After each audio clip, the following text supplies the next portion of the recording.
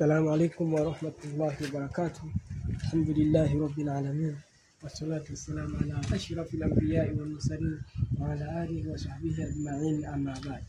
Naam, kipindi kilichopita tuliangalia kunako adhabu Mwenyezi Mungu Subhanahu wa Ta'ala anakuondosha nayo. Lakini leo tunaangalia ambayo Bwana Mtume Muhammad sallallahu alaihi wasallam akisema ile ya tatu, wayamuddu ala sirati qalbarka. Mtu atapita katika siratul mustaqima kama umeme. Vile unavyowasha switch yako, kwa maana unavyobonyeza switch yako kuwasha taa, ndivyo hivyo utapita katika siratul mustaqima pale kama umeme.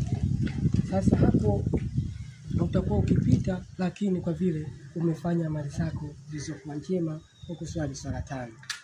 Hayo ameeleza na Mtume Muhammad sallallahu alaihi wasallam.